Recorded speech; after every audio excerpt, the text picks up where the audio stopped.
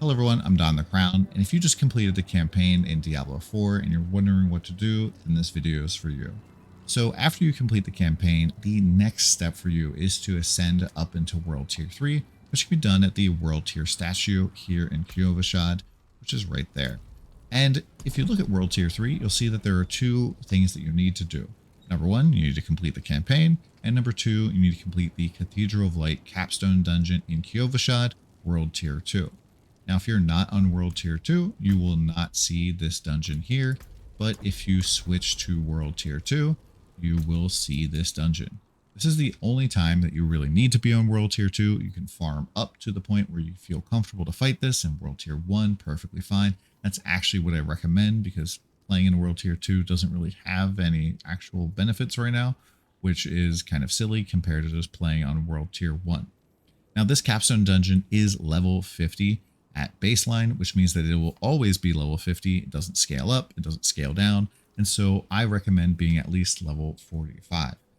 I recommend level 45 because monsters tend to be a little bit more difficult when they're higher level, and this just gives you the ability to get a bunch of passive points and other things.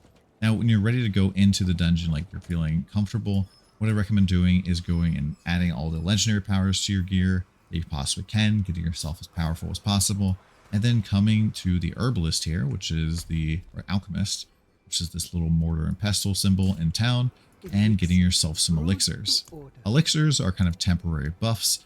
There's like last for 30 minutes, and there's a whole bunch of good ones like that give you lightning resist, and of course you need to like level up to use the fancy ones, but at low level there is a whole ton of these that you can use, and I'd recommend popping some lightning resist elixirs for this particular dungeon, and then you also get access to your very first incense.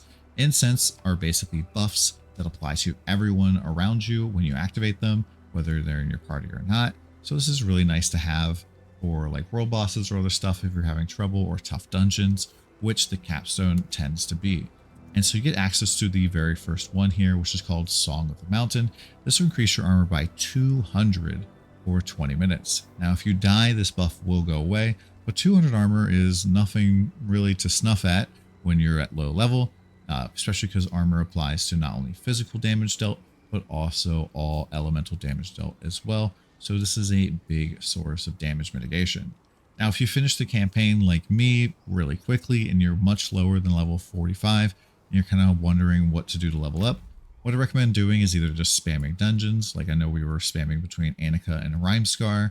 That's pretty good. Also, a lot of people have been liking dungeons like the Champion's Demise, which is over here, and Dry Steps. And that's two really good ways to get some gear, or two dungeons that are good ways to get gear. You could also go and do Tree of Whispers bounty missions, basically. You go and complete these missions all over the place. They give you a certain amount of Grim Favors. And once you reach 10 Grim Favors, you can go to the tree. You get a choice between 3 different boxes, which gives you loot. Honestly, the Tree of Whispers is maybe a little bit undertuned right now in terms of its rewards, but it's like something to do at least. You could also go and do the PvP zones, which are the Fields of Hatreds here and here. Now, you might have to face other players, but this has a lot of monsters and a lot of loot. And basically everything will drop these Seeds of Hatred, which then you can purify to turn into red dust, which can then be used for basically buying stuff at PvP vendors, kind of like gambling. And this is a pretty decent way to gear up for sure. And we use kind of like all of these on the push to 100 this past weekend. Now, once you have completed the capstone dungeon, you're going to be able to go to World Tier 3. Now, if you're in a party, every single member of your party will need to touch the statue in order to tier up. So you're just going to go select Nightmare Tier 3. And bada bing, you can see that the statue gets a little creepier. And now you're in World Tier 3. Now, basically, when we first got to World Tier 3, this was really hard. Having a really hard time killing anything. Gearing up seemed pretty difficult. But the reason to be on World Tier 3 is you're going to be getting 100% increased experience, and sacred and unique items can start to drop. Sacred items is basically just a fancy word for like mid-game items. As you can see here, this is a 654 item power mace. This is a lot more powerful than any like normal rarity mace would be. And so your first step is really just finding a sacred weapon and just equipping it to really increase your attack power.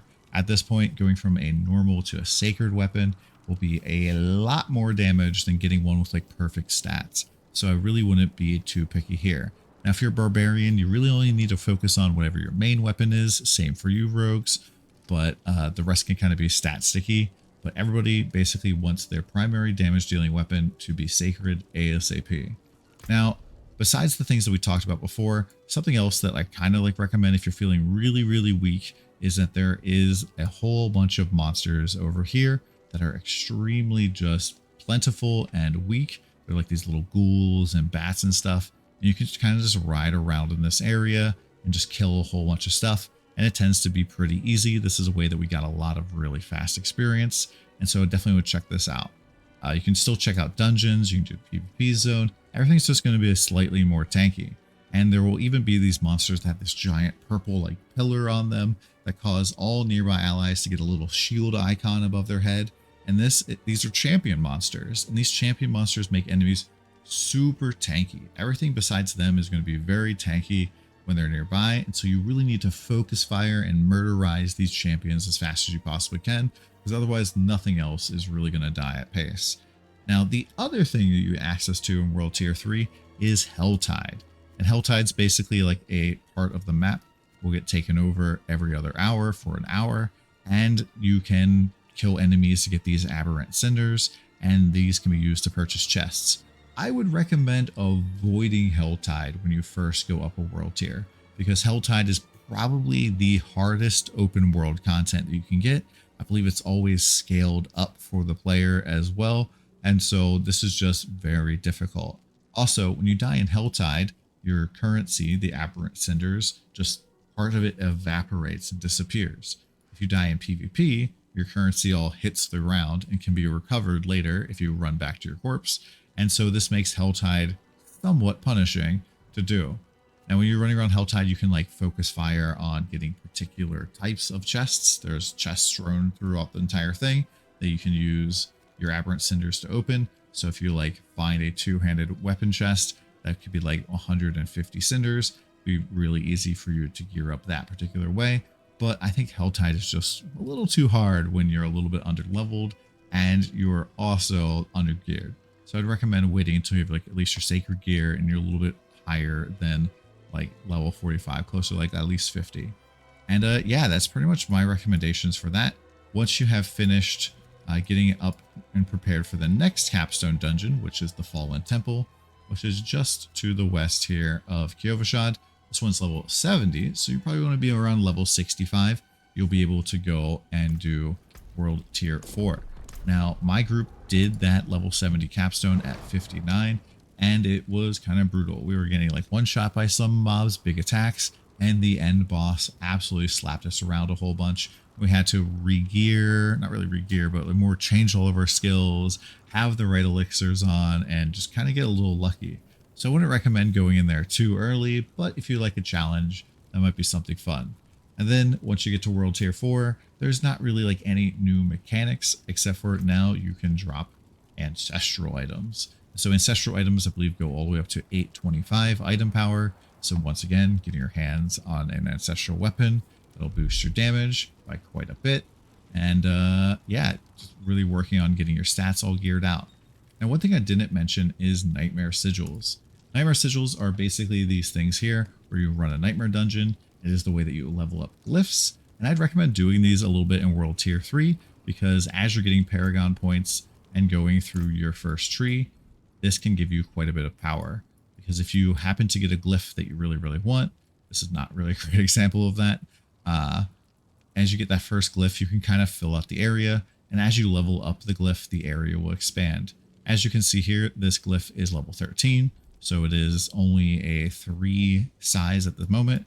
Once it gets to level 15, it expands in size. So it covers more area and gives you just more benefits. The first glyph that I recommend for most people to level up is the exploit glyph, because this gives you easy access to vulnerability, which is a massive damage solution for basically everyone. And yes, they get less sorks. I don't think that they actually get vulnerability on hit for some reason, but it does provide you with vulnerable damage. And this is something that I think we're going to end up seeing a lot of builds unless it is completely nerfed. As you can see at max level here, this is giving me 38.8% vulnerable damage, and it applies vulnerable when I hit an enemy for 3 seconds, and this procs every 20 seconds. So that is pretty nice. Hopefully this helped you out. Actually, one last thing about the sigils is that the very first sigil I got, I didn't get until I was level 50, and we handed in caches at the Tree of Whispers. I think I picked a Chaos cache.